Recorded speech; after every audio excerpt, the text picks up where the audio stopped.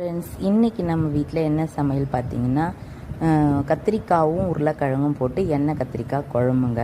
என்ன சமையல் லேடிஸ்க்கு இந்த சமையல் செய்கிறத விட சமையல் என்ன குழம்பு வைக்கிறதுன்றதே பெரிய பாடுங்க. நேற்று தான் பிரியாணிலாம் செஞ்சோம். அதனால் சரி இன்றைக்கி எண்ணெய் கத்திரிக்காய் குழம்பு வச்சிடலாம் அப்படின்னு சொல்லிட்டு முடிவு பண்ணியாச்சு.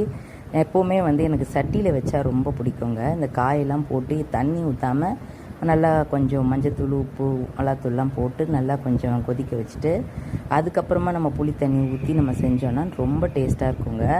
அந்த எண்ணெயிலே வதங்கிறதுனால ரொம்ப டேஸ்ட்டாக இருக்கும். அதுக்கப்புறம் புளி தண்ணி ஊற்றி இன்னும் கொஞ்சம் தேவையான அளவு மிளகாத்தூள்லாம் கொஞ்சம் போட்டுட்டு நம்ம நல்லா சுண்டை வச்சு கொதிக்க வச்சு இறக்கணுன்னா சூப்பராக நமக்கு எண்ணெய் கத்திரிக்காய் குழம்பு ரெடி ஆகிடும். நான் கொஞ்சம் நல்லெண்ணெயும் சேர்த்துப்பேங்க. எப்போவுமே நல்லெண்ணெய் ஊற்றி நம்ம குழம்பு வச்சாலே ரொம்ப டேஸ்ட்டாக இருக்கும் இல்லையா? அதனால் நார்மலாக குழம்பு வைக்கும்போதும் சரி, எந்த குழம்பு வச்சாலும் சரி, மீன் குழம்பு ஸ்பெஷலி அதுக்கெல்லாம் நல்லெண்ணெய் ஊற்றி வச்சாலே அது ஒரு தனி டேஸ்ட்டுங்க. கிராமத்து சுவை வரும்னு சொல்லுவாங்க. இப்போல்லாம் பெரிய பெரிய ஹோட்டல்ஸில் கூட நல்லெண்ணெய் ஊற்றுறாங்க. அது நமக்கு வாசனை இல்லாமல் இருக்கணும் கொஞ்சம், அதான். மற்றபடி சூப்பராக இருக்கும். நீங்களும் ட்ரை பண்ணி பாருங்கள். இன்றைக்கி நம்ம வீட்டு ஸ்பெஷல் எண்ணெய் கத்திரிக்காய் குழம்பு.